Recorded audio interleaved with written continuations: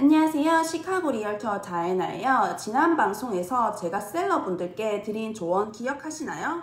집을 팔기 전에 집 전체를 리모델링 할 필요는 없다. 핵심은 보여지는 공간을 깔끔하게 다듬는 것이라고 말씀드렸는데요.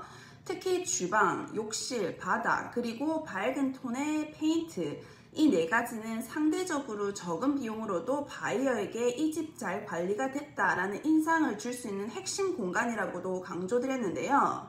그런데요, 최근 시장 분위기를 보면 셀러분들도 바이어분들도 단순히 고칠까 말까를 넘어서 지금의 레노베이션 비용 상승과 시장 흐름까지 함께 고려하셔야 할 때가 왔습니다. 왜냐하면 최근 발표된 트럼프 전 대통령의 관세 정책 때문인데요. 자재값이 무섭게 오르고 있습니다. 2025년 4월부터 발표된 이 관세 정책에 따라 중국산 자재나 가전, 마감재 등에 최대 245%의 관세가 부과되기 시작했는데요. 실제로 나온 리포트를 보면 주방 리모델링 비용 77.5%, 상승 욕실 리모델링 41.7%, 상승 타일, 싱크, 조명, 플로어링 등도 줄줄이 10에서 245% 상승했는데요. 이게 무슨 의미냐면 예전에 5,000불이면 충분하던 그런 리모델링이 지금은 7,000에서 9,000불 이상이 들 수도 있다는 거예요. 자재만 문제가 되는 게 아니고요. 수입 지연, 공급 부족으로 인한 공사 일정 차질, 시공업체의 인건비 상승까지 겹치면서 레노베이션 자체의 리스크가 굉장히 커지고 있는데요.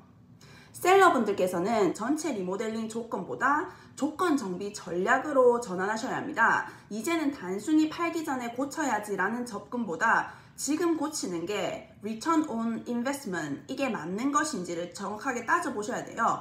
그래서 최근엔 이런 전략이 많이 쓰입니다. 첫 번째, 수리 크레딧 제공. 전체 리모델링 대신에 바이어에게 수리비를 일부 지원해주는 방식. 예를 들어서 5,000불 수리비 크레딧을 드립니다. 두 번째, 타이밍 전략. 이 관세가 더 오르기 전에 필요한 리페어는 빠르게 끝내자라는 전략을 가져가시고요. 세 번째, 국산 재고 자재 활용, 미국 내의 그런 생산 자재 또는 공급 안정된 브랜드를 미리 확보하는 방향으로 가져가시고요. 특히 주방이나 그런 욕실처럼 민감한 공간은 고가 그런 자재 대신에 상대적으로 덜 부담스러운 마감재로 스타일링 하시는 것도 하나의 전략이에요. 예를 들어서 쿼츠 대신 라미네이트, 스테인리스 싱크 대신 도자기 스타일 볼 등도 충분히 효과적입니다. 바이어분들은 레노베이션에서 포함 조건 지금 꼭 점검하셔야 돼요. 바이어분들이 이 집은 싸니까 내가 고치면 돼요 라고 말씀하세요. 그런데 지금은 그 계산이 예전만큼 단순하지가 않아요. 공사비로 워낙 오르다 보니 예상보다 예산 초과가 발생하고요. 자재가 이제 수급이 지연되는 그런 현상과 업체 공사의 일정 밀림 등등 많은 것들이 이제 문제가 추가적으로 발생할 수 있다고 해요. 싸게 사고 고친다라는 전략이 결국 예상보다 오래 걸릴 수도 있고 더 비싸질 수도 있다로 바뀔 수가 있어요. 이럴 땐 다음과 같은 방법도 한번 고려해보세요. 첫 번째, 셀러에게 수리 크레딧 요청, 직접 고치는 대신에 가격 조정 또는 크레딧 협상을 가능한지를 한번 확인해 보시고요. 두 번째, 잘 고쳐진 매물을 선택하고 플러스 인스펙션을 강화하세요. 당장 입주 가능한 상태인지 고쳐야 할 부분이 많은지 필수로 체크를 하시고요.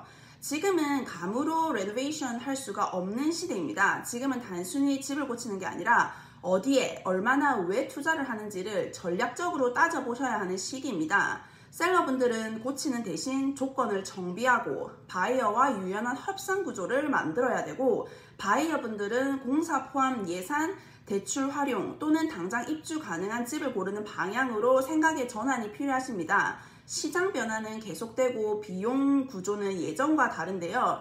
내가 가진 집, 내가 살 집, 그 선택은 내 삶에 바꾸는 가장 중요한 결정입니다. 그래서 그 결정 혼자 고민하지 마시고요. 저는 여러분의 옆에서 지금 시장에 꼭 맞는 최선의 방향을 찾아갈 수 있도록 도와드리겠습니다. 다음 주에도 더 정확하고 현실적인 이야기로 찾아뵐게요. 감사합니다. 지금까지 시카고 리얼터 다이애나였습니다.